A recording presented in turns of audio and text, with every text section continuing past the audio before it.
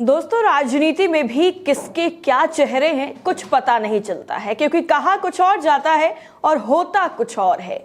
यानी हाथी के दांत खाने के और दिखाने के कुछ और।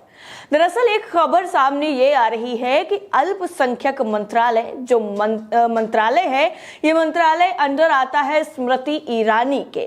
इस मंत्रालय की तरफ से एक बड़ा फैसला लेते हुए अल्पसंख्यक छात्रों को जो पढ़ो परदेश स्कीम के तहत स्कीम दिया जा रहा था, इसमें ब्याज दिया जा रहा था, वो पूरी तरीके से बंद कर दिया गया है।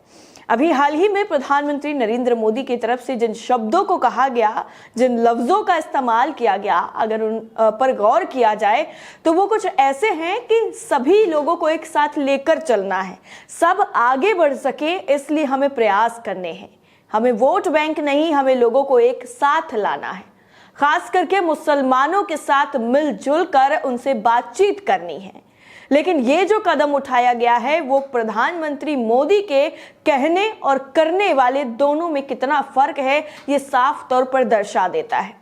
आपको बता दें, TV9 भारतवर्ष की तरफ से पूरी खबर को बाकायदा विस्तार से बताया गया है और क्या क्या चीजें इस स्कीम के तहत की जा रही थी और पढ़ो परदेश स्कीम जो है ये क्या थी, ये सारी चीजें हम आपको आसान शब्दों में समझाने की कोशिश करेंगे। और उसके साथ ये भी आपको बताएंगे कि अभी हाल ही में एक और जो फेलोशिप थी उसको बंद कर दिया गया था। दरअसल अल्पसंख्यक मंत्रालय ने विदेश में पढ़ाई के लिए एजुकेशन लोन पर लगने वाले ब्याज पर सब्सिडी देने वाली इस योजना को बिल्कुल पूरी तरीके से बंद कर दिया है। हिंदू बिजनेस लेन की रिपोर्ट के मुताबिक इंडियन बैंक एसोसिएशन की तरफ से पिछले महीने सभी बैंकों को 2022 और 23 से पढ़ो परदेश ब्याज सब्सिडी योजना को बंद करने के बारे में इन्फॉर्म किया गया था, इंफॉर्मेशन दी गई थी इस चीज की, और ये कहा गया था कि 2023 में इसको बंद कर दिया जाएगा। अब तक ये योजना नामित नोडल बैंक केनरा बैंक के जरिए चलाई जा रही थी। एसोसिएशन की तरफ से बैंकों को दी गई जानकारी के मुताबिक मौजूदा गाइडलाइंस का पालन करते हुए पढ़ो परदेश योजना के तहत 31 मार्च 2022 तक के मौजूदा लाभार्थियों को स्कीम की अवधि खत्म होने तक ब्याज पर सब्सिडी का लाभ मिलता रहेगा। यानी अब 2023 में ये जो स्कीम है इसके तहत किसी को भी अब ब्याज के साथ जो सब्सिडी है वो नहीं मिलने वाली है। यानी जो ब्याज पड़ रहा था उस पर सब्सिडी मिल रही थी, उसको पूरी तरीके से अल्पसंख्यक मंत्रालय ने बंद कर दिया है। लेकिन यहाँ पर गौर करने वाली बात यह है कि अगर सरकार की तरफ से कोई कदम उठाया जा रहा है, किसी मंत्रालय की तरफ से कोई जो है चीज बंद की जा रही है या चालू की जा रही है, तो बाकायदा उसके बारे में एक इंफॉर्मेशन दी जाती है कि दरअसल इस स्कीम को चालू करने की वजह क्या है, ऐसा क्यों जरूरत पड़ गई, या फिर जो चीज बंद हो रही है उसके बारे में बताया जाना चाहिए। लेकिन पढ़ो परदेश स्कीम को क्यों बंद किया गया है, इसके पीछे की वजह क्या है, इसके लेकर के किसी भी तरीके का कोई भी आधिकारिक घोषणा नहीं की गई है और ना ही किसी बात को मेंशन किया गया है और ना ही किसी रीजन को मेंशन किया गया है कि इस वजह से इस स्कीम को बंद किया जा रहा है। ये बात भी नहीं बताई गई है कि योजना को क्यों बंद किया गया। अभी तक आपको बता दें कि मंत्रालय की तरफ से इस पूरे मामले पर कोई टिप्पणी नहीं की गई है। और इससे पहले आपको बता दें कि केंद्र सरकार की जो स्कीमें हैं वो लगातार एक के बाद एक चलती रहती हैं, लेकिन अब इस स्कीम को बंद करने के बाद जो मुस्लिम छात्र हैं, जो बाहर पढ़ने जाना चाहते हैं, उनके लिए एक मुसीबत जरूर खड़ी हो गई है।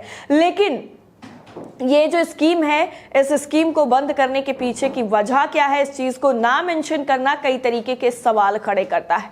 आपको बता दें, सरकार ने यह भी कहा था कि ये फेलोशिप जो है वो हायर एजुकेशन के लिए सरकार की तरफ से लागू की गई है और बाकी फेलोशिप योजनाओं के साथ ही ओवरलैप कर रही है।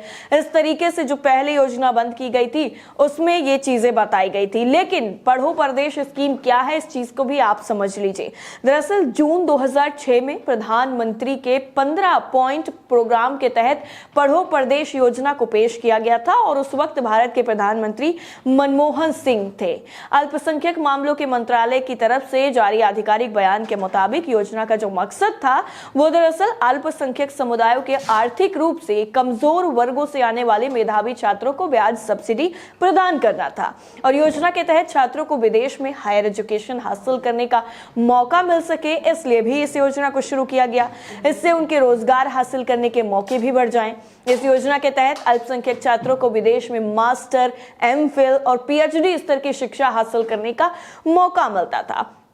लेकिन अब सोचिए, जब बेरोजगारी दर इतनी ज्यादा बढ़ गई है, लोगों के पास रोजगार नहीं है, जो लोग पढ़ने विदेश जाना चाह रहे थे उनको भी अब पढ़ने के लिए विदेश जाने का जो एक जरिया था उसको बंद कर दिया गया है। तो ऐसे में सोचने वाली बात है कि अगर देश में ही रोजगार अच्छा मिल रहा होता, अच्छी पढ़ाई हो रही होती और शिक्षा व्यवस्था अच्छी होती तो बाहर जाने की नौबत आखिर क्यों आती। लेकिन पहले की सरकारों की तरफ से जो मदद दी गई अल्पसंख्यक समुदाय के बच्चों को, उस मदद को भी इस सरकार की तरफ से वापस ले लिया गया है। आपको बता दें, एक और खबर है जो अभी हाल ही में एक स्कीम को बंद किया गया था।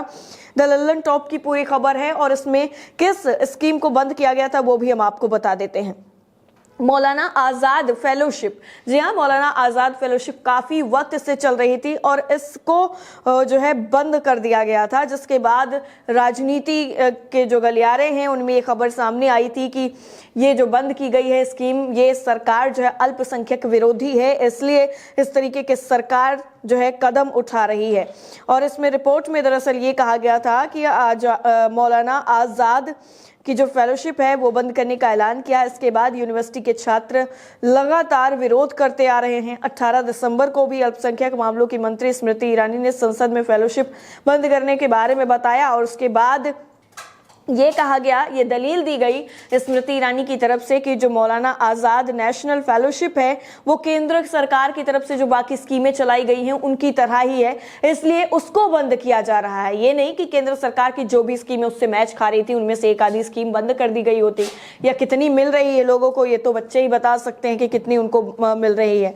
लेकिन साफ तौर पर जैसे ही ये पूरा का पूरा स्कीम बंद करने का ऐलान किया, वैसे ही स्टूडेंट्स ने इसको पूरी तरीके से विरोध करना शुरू कर दिया। टीचर्स ने भी काफी विरोध किया और जेएनयू में भी इसका खुले तौर पर विरोध किया गया और बताया गया कि इस तरीके से जो बच्चों को मदद मिल पा रही थी, उनकी थोड़ी हेल्प हो जा रही थी, उसको बंद करना सरकार जो है अपनी मानसिकता को प्रदर्शित कर रही है। और ये जो मौलाना आजाद नेशनल फेलोशिप थी ये भी साल 2005 में कांग्रेस सरकार ने शुरू की थी, जिसमें मुसलमानों की सामाजिक आर्थिक स्थिति जानने के लिए कमेटी गठित की थी, जिसके बाद ये पूरे मामले में जो है रिसर्च करने के बाद इस स्कीम को चालू किया गया था। और अब इस दो स्कीमें ऐसी हैं जो काफी ज्यादा अल्पसंख्यक छात्रों के लिए मददगार साबित हो रही थी, उनको बंद करना वाकई केंद्र सरकार के फैसले पर सवाल जरूर करता है। और अब ये जो दोबारा से जो स्कीम बंद की गई है इस पर तो और ज्यादा सवाल इसलिए उठ रहे हैं क्योंकि इसमें कोई मेंशन रीजन नहीं दिया गया है, एक पुख्ता जो वजह बताई जाती है वो नहीं बताई जाती है, इस वजह से सवाल और ज्यादा उठ रहे हैं। इस पूरी रिपोर्ट को लेकर आपकी राय क्या और आप क्या सोचते हैं इस तरीके से पढ़ो प्रदेश स्कीम को बंद करने पर? कमेंट करके हमें जरूर बताएं। जय हिंद।